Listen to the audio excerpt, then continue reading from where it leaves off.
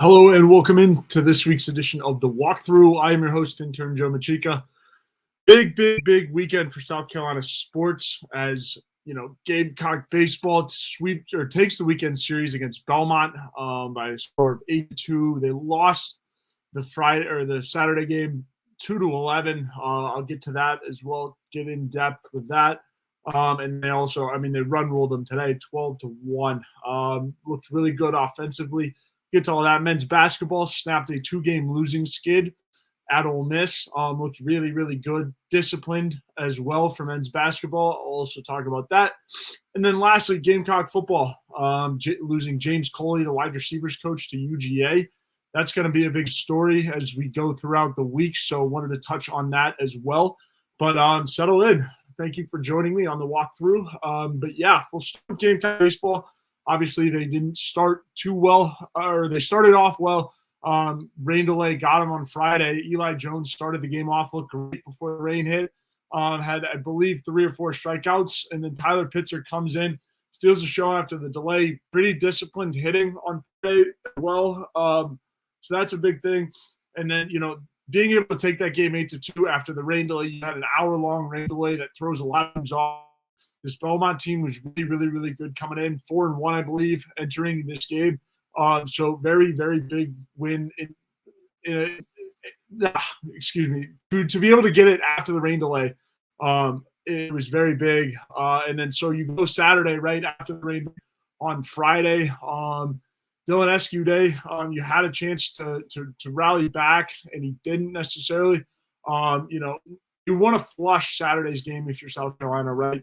11-2, you just couldn't get out of your own way in that one, and those happen. Again, I said, Vermont entered the game at 4-1. Entered the series at 4-1, lost that one 4-2. They were a hot team coming in, so that was a big deal. You finished with 9 hits. The big one from game 2, you were 0 for 11 with runners in scoring position. You left 13 runners on base. Chris Veach came in to try to, put out fire a bit, and it was too little too late. Veach had a similar afternoon, like Dylan Eskew, and, you want to move past that one. Not the best game on Saturday, but again, the Gamecocks rally back 12-1 on Sunday. Today was a very big day. The beast was awoken offensively. Kennedy Jones, an unlikely hero, big day at the plate. 2 for 4, 3 RBIs, and a home run. Cole Messina was even better. 2 for 4 RBIs and 2 home runs and a hit by pitch for the Moose. The beast was awoken completely. And so, I was really excited to see this offense. They struggled obviously on Saturday, especially with runners on base. So today, to be able to bring them and do it in run rule fashion, it's exactly how you want to respond. Coach Kingston was talking about that in his post-game presser. He was like, this is exactly what you want out of your team after, you almost get run ruled on your home field on Saturday. So, the pitching wasn't there. They know they're going to be able to get it back. There were some decisions where, the pitching coach left Eskew, maybe left Eskew out there a little bit long, maybe left Veach out there a little bit long, but that happens. That's baseball, right? You want to see your guys battle back and be able to, respond and keep guys off base and prevent the lead from getting worse, but it just wasn't their day on Saturday with that. Excuse me. So similar, again, like I said, similar afternoon for Veach, but to be able to, do what you did on Sunday. Becker and Roman Kimball were great. I guess, guys who had the ladder injury were both ready to go. The pair combined for 9 strikeouts, 3 apiece. Becker 5 strikeouts and Kimball had 4. And then 2 walks apiece for the guys. Craig, what is going on? Appreciate you tuning in tonight. Just talking Gamecock baseball to start. If you guys have any questions, comments about Gamecock baseball, please be sure to hit them in the comments. I'll be sure to get to it, as it is just me and I talking everything South Carolina going through the whole weekend that was. But I want to talk about Moose at the dish. It was a really bounce back appearance again today, 12-1, 2 home runs, right? That's exactly what you want out of your catcher. When Moose is hitting bombs, good things happen, right? And so, again, very bounce back day. You could tell yesterday it wasn't quite the way he wanted it to go, behind the dish and, hitting as well. So very big bounce back game. And then again, yeah, Kennedy Jones being the star of the show today, the unlikely hero, the guy out of the transfer portal that, a lot of guys were looking, or a lot of people were looking forward to, making an instant impact in South Carolina, right? He's a guy, I think he finished with 13 home runs. UNC Greensboro, I believe, or UNC Charlotte. And Jones, you were kind of waiting, didn't necessarily get the starting job, but then gets it today.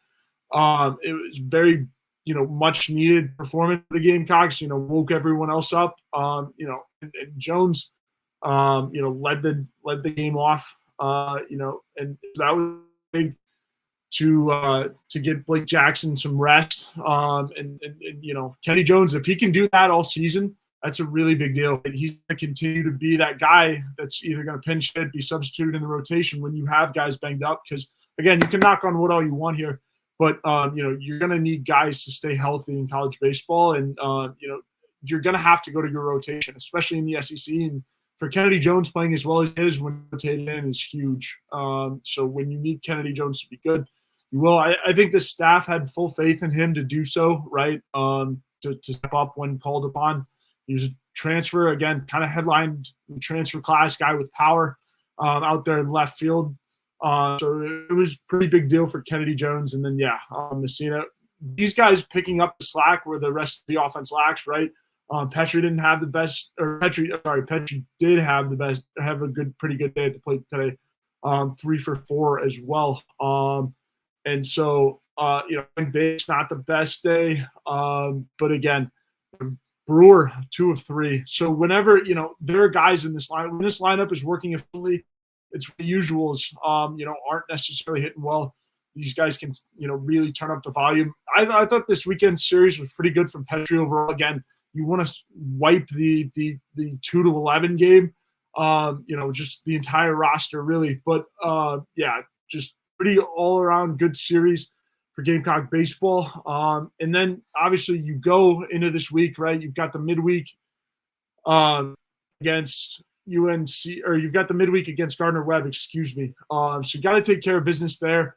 And then you've got Clemson this weekend. Clemson will probably enter the game or the weekend series against South Carolina 5-1, bar disaster against UNC Upstate. That's their midweek game. Clemson's really, really hot. This is going to be a very big series for both teams, right? I think it's going to, show how the rest of your season is going to go. If South Carolina can find a way to win the series against Clemson, be ready for the SEC play. It's going to be very, you should be excited as it always is, right? If you can beat Clemson, and with the way Clemson has played the last couple of years, this has really been, kind of a thermometer for how you're going to play, throughout the SEC play. Clemson is just as good, if not better, than a lot of or a couple teams. I shouldn't say a lot of teams. A couple teams in the SEC, just the way they're playing right now. Obviously, they got spanked on Friday night against Kennesaw State, but have since responded on Saturday. They came back from, I believe it was 8-4 or something like that. So this Clemson team is no joke. I believe it's Cam Canarella. He's their center fielder. He's been doing really well. And so, you got to watch out for Clemson. If you can sweep Clemson, all hope should be riding high. Obviously, you've got one more series before you go to Ole Miss to open up SEC play, but you're looking good, right? If you can find a way to sweep Clemson and just beat them in general. And obviously you start Friday night. It's at Founders Park. You got to find a way to win that one. That atmosphere is going to be electric. I expect it to be a sellout. And you want to start off the series well. We've seen it. I believe it was last year's series. It was at Clemson. The game got delayed a little bit because of the rain and stuff like that. And the energy just wasn't quite there. I fully expect Founders Park to be rocking, to be the full home field advantage that South Carolina, used last year when they got things going in the middle of the stretch. So, this very big series against Clemson. And then obviously Saturdays is at Segra Park, home of the Columbia Fireflies. That'll be a big game too, right? It'll be interesting to see how loud that place gets. It'll be, the neutral site game, but it is still in Clemson, or still in Columbia. Excuse me, William Jones. I hate Clemson. Yeah, absolutely. It is officially Clemson hate week for the baseball team. And so, yeah, absolutely. It's never a bad time to talk about Clemson hate week for sure. But yes, no. So you have to, if South Carolina can find a way to win this series, it means a lot of good things are coming for the baseball team. But again, it's a long series. Sure, don't try to get your hopes up. It doesn't mean necessarily you have to buy your tickets to Omaha as soon as the final out happens on Sunday. But yeah, if they can find a way to do well here, the rest of your season is usually pretty good. So that pretty much does it for Gamecock baseball talk. If anyone's got anything else, feel free to drop questions. But in tough series against Belmont, or pretty good rally back. Tough one on Saturday. Again, and your pitchers will be fine, right? We know the pitching staff trusts these guys that went out there on Saturday. It's not going to be the last we're going to see of Dylan Eskew and Chris Veach. Even though Garrett Gainey looked great today, and that's exactly what you want to see. You want to see multiple guys out of the bullpen being able to do really well. So that was big. And that's everything for Gamecock baseball. It's all the chips are in on Clemson. You got to take care of Gardner Webb, but whatever happens in that midweek, you need to come ready to play against Clemson, because they're going to come just as ready to play, not more ready to play. So we'll see, and then we'll talk about this next Sunday where we're at with Gamecock baseball. Hopefully, obviously on the winning side of it. But that will do it for Gamecock baseball talk. South Carolina men's basketball had a really good week, or better week. They were off this week for the midweek games, so they traveled to Ole Miss. They were able to take the game 72-59, just a gritty game. They were able to fight through a lot of adversity. Ole Miss was really chippy. Their best player got a flagrant one, trying to help Zach Davis. South Carolina was able to keep their heads and just control this one throughout, right? 13-point lead, I believe, going into halftime. Ole Miss had basically, they brought leads back before. They did it on your home floor, so now you're at their place. You kind of expected something to happen, but South Carolina had learned from the first time that they played them that this Ole Miss team can really chase the lead if they need to. And so that's a really, really big win for South Carolina. It's a big win because you get things back on track, right? So huge, win to get things back on track for the men's team. BJ Mack had a great game, 17-2-2.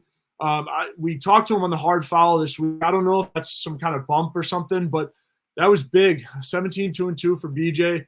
And we'll have Zach Davis on next week and on Thursday at, I believe, 5:30. So that should be a pretty good one. But Zach Davis showed out this week. We knew he matched up well with Ole Miss, particularly well because, his length and his ability to run in transition.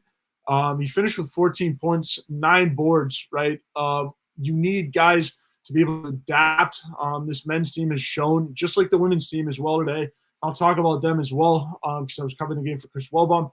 But, anybody can step up at any given moment. And Zach Davis, it was his night, or it was his day at Ole Miss yesterday. Again, the 14 points, really stepping up.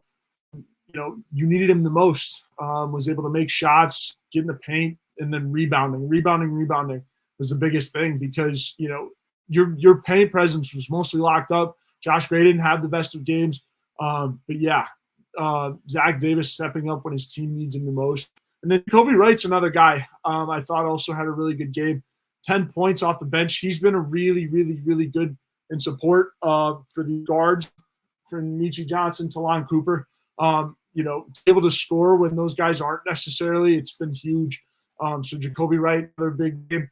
And these role players just keep shining through for Lamont Paris. You're going to expect him to get an extension after this season. He's in the running, continues to be in the running for Coach of the Year. He's going to win it in the SEC without any doubt in my mind. Just the way he's taken the South Carolina team. It's a story of the season, right? On how he's been able to take South Carolina from what it was last season to what they are now. Picked dead last to finish the SEC. It's the talk of the town still. And, just because you lost to LSU and you lost to Auburn, it doesn't mean the season's over. This squad is still fully invested. The culture is still really, really, really darn good inside that building.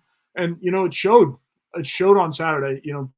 Those first 72 against Ole Miss, taking care of business, right? You have to go at Texas A&M on Tuesday. That's going to be a big game. A&M has kind of a similar resume, right? Another guard-heavy team. Their resume in terms of wins, obviously they haven't won nearly as many as South Carolina just in general, but they've beaten Kentucky, they've beaten Tennessee. They're in a losing skid as of late. They've lost, I believe, their last four, and that both of those, one of them to Bama, one of them to Kentucky, all in convincing fashion. And then they lost by one to Vandy. That was right after they beat Tennessee, and then they also lost to Arkansas by a couple points.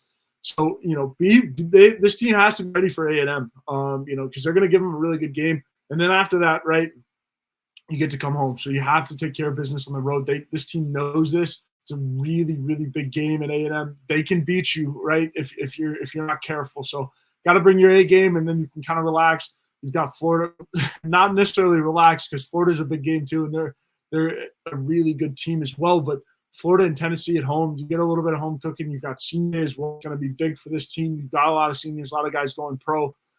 So that'll be big. But, you have to take care of business on the road at A&M. Do your job, right? And then, that makes the tournament conversation, that makes the SEC tournament conversation a whole lot easier. And then you get to come home, play in front of your home fans for the last 2 times of the season before you head off into tournament play. You're making both tournaments. In my opinion, you're making both tournaments as of now, right? I think without any doubt, obviously you make the SEC regardless, but I believe you should, as of now, be playing on Thursday or Friday, where they sit. So still in really good position, still also in decent position to finish in the top 5 in the SEC, I believe. So that's big. This men's basketball team needed this win. They were able to get it. And then A&M, I guess, a couple more scouting notes on A&M. Wade Taylor IV is their leading scorer. He's got 18 points per game. Again, another guard-heavy team in the SEC. Tyrese Radford also averaging 10. So watch out for that. I mean, I'm not concerned about Talon Cooper and Michi Johnson's ability to guard these guys. They've showed it in the past. They showed it again on Saturday. So no real concern with the guards at A&M. But, so it'll be interesting to see. Jay Diz, what up, Gamecock fam? I missed the start. I was walking dog. B-ball looked great with the rested legs. Yeah, absolutely. And what you missed, I mean, I just went through the baseball series. If you got any baseball notes, feel free to drop them in the comments. I'll talk to those whenever. But, yeah, so currently on basketball, but, yeah, again, we talked about the baseball series. It was really good. Again, I was really impressed with, Kimball and Becker. But if you guys missed it, feel free to watch the replay of this on YouTube as well. But so, yeah, Tennessee and Florida coming back home. I talked about that a little bit, but you need to respond against Tennessee, beat them. If you can beat Tennessee twice in a season, beat the clean sweep, that's huge for your team. And then, yeah, so that's pretty much the men's basketball talk too. I do want to talk Gamecock football as well. James Coley, the wide receivers coach, is leaving for UGA. That's going to be a big talk this week on 107.5 The Game, the Gamecock Central shows as well. I'm sure we'll talk about it plenty on Tuesday. But so just kind of getting into it, I mean, this is tough for Shane Beamer and his team, right, and his coaching staff. I mean, you tried to upgrade at the position and you got, left for the big dog. The big dogs are going to come knocking, and, South Carolina kind of got left in the dirt here. Yeah, Jay Diz, Coley stuff is crazy. Absolutely, right? It's really hard to swallow that, Georgia is a bigger dog and just a bigger program and more attractive job at the end of the day, right? Shane tries to go out of his way and, make an upgrade at a coach where the other guy would, not to ding on Coach Stepp, but, you could tell he was kind of out of it for the back half of his tenure at South Carolina. Then you move him to tight ends coach and he's really not invested. So then you go out, you try to upgrade, and then he gets UGA, the big dogs swoop in and steal, your upgrade. It's really, really hard to, continue and have success when you try to do that. And that's life in the SEC. That's life in football at the moment, right? We know Coach Coley has a history at UGA. He was on Kirby Smart's initial staff at UGA. The history's there, right? And it's a more attractive job at South Carolina, right now because, UGA's been dominating college football, and we know how the history they have with Kirby. And so it's like, I mean, was it a no-brainer? Like it is a no-brainer because again of the history that Coach Coley has with Kirby, and then again Georgia is a bigger dog. This is going to happen, right? This is just the hard pill that you have to swallow if you're South Carolina. You're going to get outbid by those teams. It takes years and years to rebuild a program up to that standpoint. Georgia certainly did that, and now they're coming in to collect, right? Jay Diss says, go find another G5 head coach and offer good money. Yeah, it's certainly not out of the question, right? This search is going to be something we're talking about. And we can talk possibilities here as well, but I'll get to the search in a sec. But yeah, it's the options are going. The short list, I'm sure, is really short because you need to get on this search, right? It needs to be a very fast, quick, easy search, for your next wide receivers coach. You have spring ball coming up. You need to get a consistent force in the building. That's what you were trying to do. You had everyone hired, it seemed like, and you were good to go into spring ball. Guys are working out. You had a consistent force. And, at the end of the day, you were trying to wake up the wide receiver room. The play, hadn't quite been where, you want it, right? And so, again, with Coach Stepp, obviously we brought up that, before moving to tight ends coach, there needed to be an adjustment there, right? Especially in his last couple of years. Great for the first couple of years, but then, slowly kind of fell off at the end. So you wanted to bring in somebody to wake up this wide receivers from. Coach Coley was the answer for that. And obviously now he's the answer for Georgia, who's looking for another wide receivers coach, I believe, I believe that's a role he's filling in. But, this isn't Shane's fault either, right? This has nothing to do with Shane Beamer. It's not his fault. I've talked about the history that Coley has with Kirby. But just because Shane Coley left Shane for Kirby and UGA does not mean it was in his control, right? It's a more attractive offer, plain and simple, at the end of the day. And South Carolina also had a little bit more room, or has a lot more room to grow than Georgia does, right? If Coach Coley in Georgia walks into a loaded room with 5 stars across the board, right? He has talent. There is no issue recruiting at Georgia. There's zero, right? He can find talent. It's very easy to find talent at Georgia, and there's already plenty of talent in the room, right? It's a no-brainer. And at South Carolina, I'm not saying that you have talent, but one thing you do need to do is, you have a lot of developing guys. Nick Harbor is your most proven talent. Excuse me, as I plug a laptop in live TV without a guest. You love it, but it's interesting. So, and then Bird to Fly, as I'm going to get to this in a second, but so after I finish this wide receivers point, you had to wake it up, and, Coach Stepp wasn't the answer for that. And then, now Coach Coley was the answer. Yeah. There's a little bit more development to hit, Harbor needs to develop, needs to prove himself a little bit more. And then you need to go. Razio Bennett's going to take some time to adjust to the SEC. That happens. It's, it's going to take some time, and that happens, right? You're still a very young program at South Carolina. You need to develop it. There are years and years and years it takes of work and recruiting and being at the top and 5, 6, 7 win seasons that you need to be able to recruit whoever you want, right? And South Carolina was building to that. And then Coach Coley sees Georgia with 5 stars loaded up and down the board, and being able to recruit, like a similar pitch to what Pete Golding used to say at Alabama. It's like, come play for the best coach in the country right now. And I think, Kirby's earned that right with Saban out of the game, at least for right now. Come play for the best coach of the country at the best SEC school in the best conference, right? It's a no-brainer. So it's similar. It's a very easy recruiting pitch at Georgia. And just, it makes sense for Coach Coley. Jay Diz says we need a guy that can really coach the wide receiver position. The wide receiver room needs basic skills taught properly. Yeah, definitely. The fundamentals were a big thing for this wide receiver room, right? Had more talent, and it was more of just being a dog, right? Being a true wide receiver. Just, consistency was a big thing in this point. Jay Diz as well. But yeah, I'll get back to that in a second. But Bird to Fly asked, was Jones getting the start over Jackson today and audition for the lead spot? If so, I think Jones passed the test. Yeah, I mean, I certainly think it was up for the question. I think, Blake Jackson needed a day off. He'd been playing a lot, played in every game to this point, I believe. Didn't have the best day on Friday and Saturday, but Jackson is, we've talked about it on foul balls as well. Jackson's your true leadoff hitter. He can hit for power. He's fast. He can run. He can swipe bags. It's a pretty big deal for for Jackson to be able to continue that. But you got to give him a day off. Jones, I think the best spot that you could see him in is potentially leading off.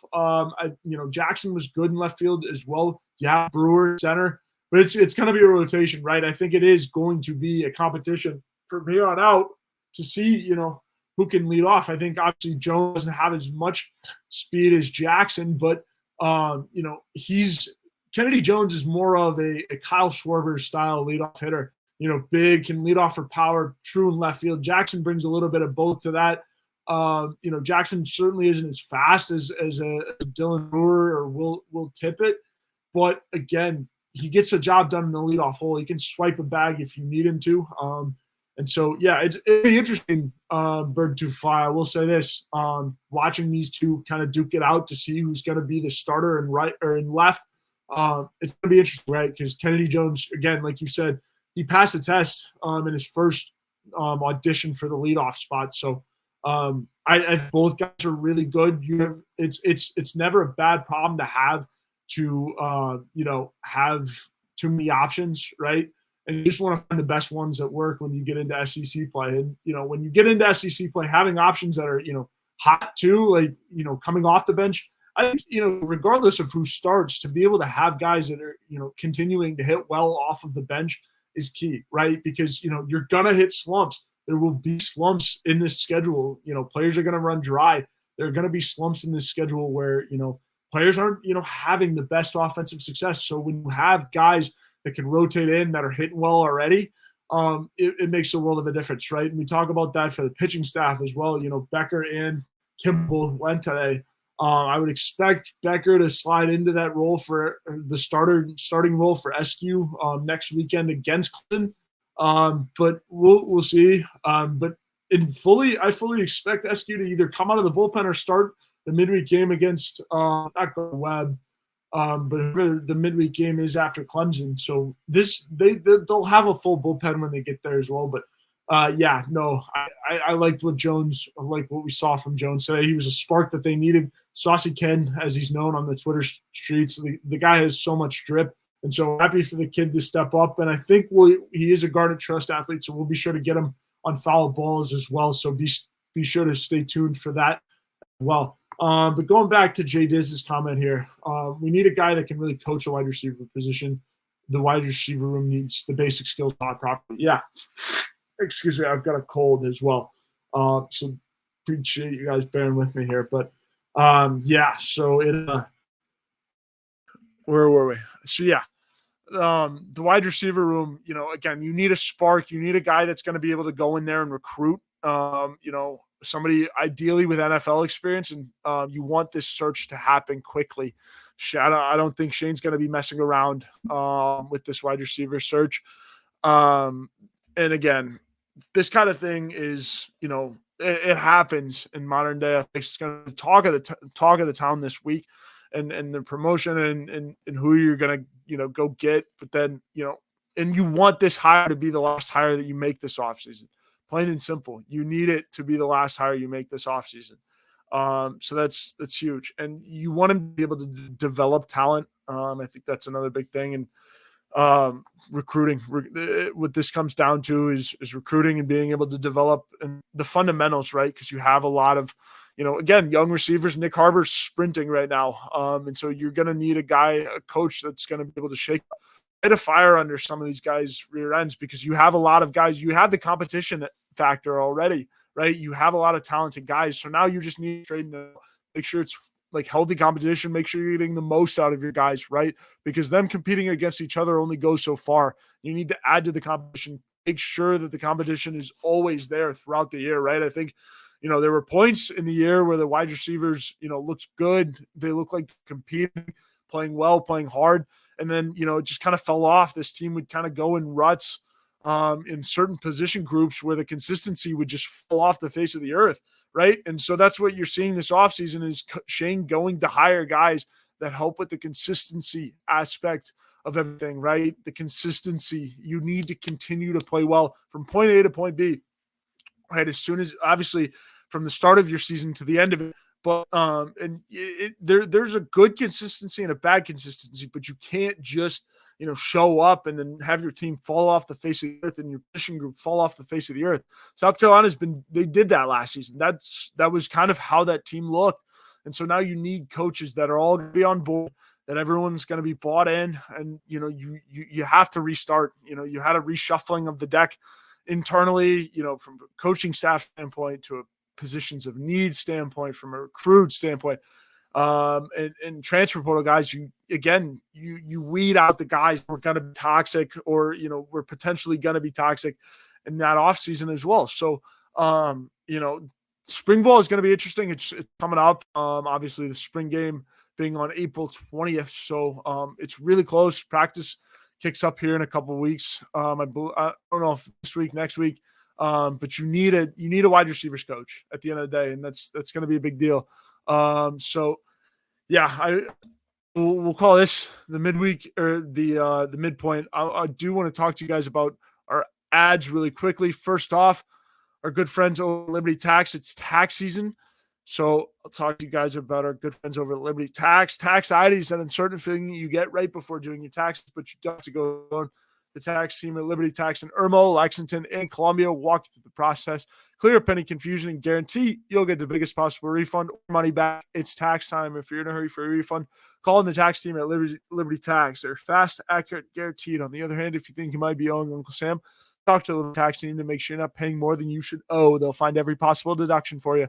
Locally owned and operated, staffed by tax professionals from your neighborhood. Open 9 to 9 on weekdays and 9 to 5 on Saturdays with multiple service options. Start through the Liberty Tax mobile app or through the desktop portal. Make an appointment or just walk in. Give a call to upload your tax documents, and when you come in, your turn will be ready to review and sign.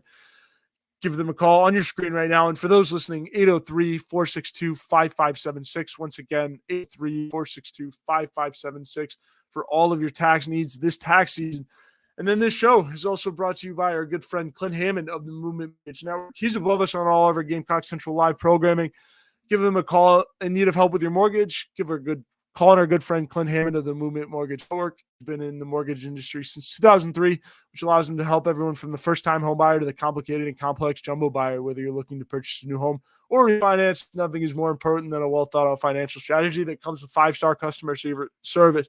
He's even helped out our very own Wes Mitchell and former Gamecock quarterback Perry Orth with their mortgages. So give our guy Clint a call, 803-771-6933. Again, he's above us on all of our Gamecock Central live programming, 803-771-6933. That's our guy Clint Hammond. Give him a call. And excuse me, I've got a cold.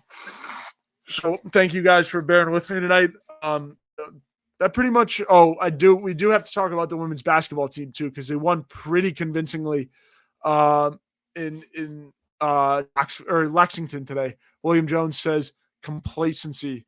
Absolutely. Are you talking about the wide receiver room? If you want to clear that up for me, I'd be happy to talk about it more. But yeah, I think that's what you're talking about. And yeah, I would agree. There's a couple complacency, just in general with that wide receiver room. And throughout last season, they're kind of just happy with where they were at, and if they wanted to make a play, they would go out there and do it. But, if they didn't feel like it, they kind of just didn't, right? We saw that at Missouri. That was kind of where it stood out the most to me last season. You were just kind of complacent with where you were at. Nick Harbor had a good game, right? And everyone was happy for the young guy. But you waited 4 quarters and 3 quarters, 3.5 quarters, whatever it was, to turn that up, right? So, complacency is one thing for sure, William. It says your wide receivers should look good running routes and be able to block and catch. We shouldn't only have 2 or 3 guys that can perform well. Yeah, I agree. And you need guys, consistently stepping up. What we saw from a practice standpoint, because we know how, if you play well in practice, you're going to play well or play in the game and play well in the game most likely. But, excuse me.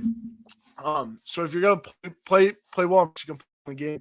So, we've seen South Carolina, some of these wide receivers, be in and out of the lineup. I look at Ellis last year, right? Had a couple games where he was starting to look like things were getting put together, and then just all of a sudden wasn't really a factor, right? So I don't know if it's a depth standpoint, if that was a coaching thing with Step and just how they were, evaluating guys, but you need more consistency out of your wide receivers, and you need guys to be able to practice consistently and just, what you want is like 3 to 5 guys that you can really rely on from, a week to week basis. You obviously, with a 5-man basis and a 5-man rotation of guys stepping up, those are really consistent forces, and there's enough room for 5 guys in that wide receiver room to have playing time and be stepping up and helping each other. And sure, maybe there's one week a freshman gets in and goes off, Amazio Bennett or an underclassman type that has a good week. But yeah, no, Jay Diz, I agree. 2 or 3 guys, you need like 3 to 5. If you want to have success in the SEC, and because if one guy's not having the best day, and sure, they're going to be marking up on Nick Harbor, and right, everyone's got their number one on defense, their number one cornerback on defense, and so they're going to be marking up. But that's big, because if you can have 4 to 5 guys that can just step up on a week to week basis. We talk about this. It feels similar with the basketball team. It's what the football team. I mean, it's just where you're at South Carolina, right? You're not going to have the big, massive 5-star across the board type mentality. You're going to need role players and special and players that were doubted in high school and stuff like that to step up when needed. And there are a lot of high ceiling guys in the receiver room. Now you just need to go find a coach that can, continue that run, right? So it's the same thing with football. So you're in an interesting spot. This offseason is a very, very big one for Shane Beamer, right? Because you're coming off of your worst season yet. And I'm not to say that they're running out of excuses, but you had some banged up and some injuries last season that you shouldn't have. And again, barring any, you never want to wish injuries on anybody or anything like that. That's not what I was saying, but knock on wood that the injuries hold off. But, it's do or die time. You are assembling your staff to, have them take the mumps if you need to, and then be ready to go next season. Right. Because it's getting close to prove it time. Year 3, year 4. It's the time is ticking, right? And if you don't have success in this season, you're going to be on the hot seat. It's going to be really interesting to see. But then, okay. So yeah, I was talking about the women's basketball team. We'll brush over that as well. They scored 103 103, I think. I covered it. I just can't remember off the top of my head. I closed everything. Let's see. South Carolina women's basketball. They beat Kentucky. They had 30 assists today, which is just a ridiculous number. The first half they pulled away, and then Kentucky really didn't show any fight, but South Carolina's shooting slowed down a little bit, and then out comes Malaysia Fulwiley. She just had a terrific game off the bench. She had 14.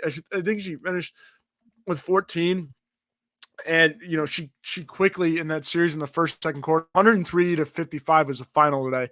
And so really just dominating effort out of the women's team. You didn't really expect anything different, if you're South Carolina or Dawn Staley. So that was a very, very big deal. Being able to just control the pace in that second quarter.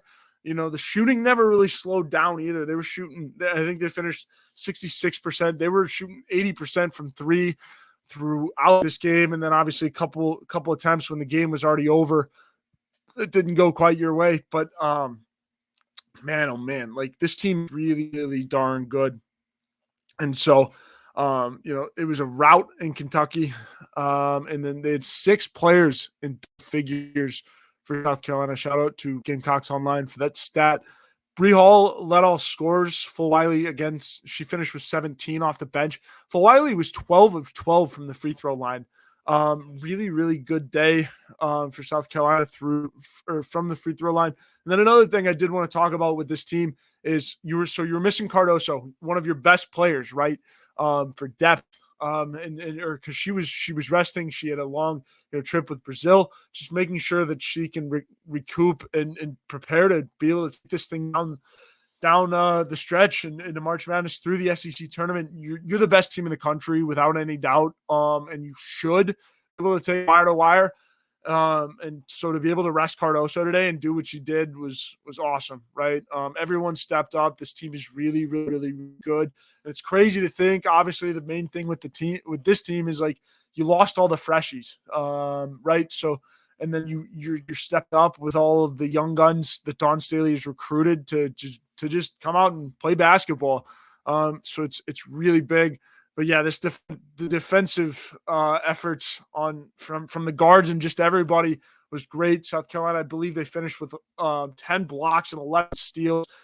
It was crazy because Tahina Paopao and Raven Johnson started the block party off, right? They both had blocks of their own early on in this game and just set the tone from the start, right? It was really big effort on the defensive end for Dawn's squad. And, they took care of business as you expected them to at Kentucky.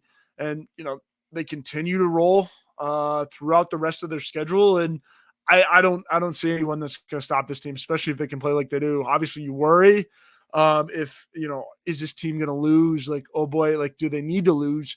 Is another question. I think this team has had their fair share of scares. But I don't think, to say that they're good enough to lose, right? Or they're bad enough to lose. It's a crazy take, but here we are, right? At this point in the season, you finish, you are now 27-0, 14-0 in the SEC. Dawn Staley gets her 601st career win as a head coach. And you continue your run with the SEC. Obviously, the game this week was South Carolina capping off their share of the SEC title. So all good stuff. All good stuff for South Carolina women's basketball. The queens of the court continue to dominate, and I expect it to continue. They looked really good. Breezy Hall, again, way to step up. But these guards are really, really, really good, man. I've always been impressed with Raven Johnson, Bull Wiley. Tahina Paopao can just make it rain from three. It's ridiculous, the capabilities of this team. And, they make it look effortless. Chloe Kitts, also really, really darn good. Sanaya Fagan as well. This team just kind of went on their own little runs. They trust each other to shoot the basketball, and it's paying off. And you can't really talk or say anything bad about this team, right? Obviously, they struggled in a couple games, but that was when the shooting went dry. But they found ways to win. And now you're seeing, like, when everyone just pops off and they go get theirs and share the ball, trust somebody to get hot. Everybody on this team is a freaking microwave. They can go off at any moment. So, yeah, it's going to be a fun, run through the SEC tournament and then through the NCAA tournament. I expect them to win it all. Knock on wood. I don't want anyone to come at me for jinxing the women's basketball team, but should be good to go. Yeah, William, absolutely. Go Lady Gamecocks, rooting for them. And fully expect them to take things all the way. But that will do it for this week's edition of the walkthrough. No guests this week, so I appreciate everyone bearing with me. I've got a little bit of a cold coming on, but so yeah, doing this solo with no guest can be a little tricky, but appreciate everyone tuning in. It was fun. We made it through the Gamecock weekend, and be sure to stay tuned. We got a lot of stuff coming at you this week. Mike and I will be live for Talking Tuesdays. Wednesday we will have the hard foul, I believe, and then or foul balls possibly on Tuesday. We're doing the hard foul on Thursday evening. We will have Zach Davis, South Carolina forward side, Zach Davis on the show. That's going to be a lot of fun. So be sure to join Jack Veltri and I for that. And then foul balls, obviously, to recap the baseball series pre-Clemson as well. And then plenty of content. We're going to be doing the Gamecock Central post-game show for the Clemson series. So that's going to be good to have you, everything you need to know from Gamecock baseball at Clemson. So be sure to stay tuned. Appreciate everyone for tuning in tonight. And then also for all the love with the promotion with Gamecock Central. I've been hearing the love these last couple of days. It means the world, right? Seeing everyone, to those of you that came up to me, said something at Founders Park. It means the world to have, such quite a community like Gamecock Central. Again, my nose is running away here. So appreciate you guys bearing with me on this Sunday night. And I hope you guys have a really, really, really good week. And I will see you guys later this week, next week. More content to come, more fun stuff with Gamecock Central. So appreciate you guys.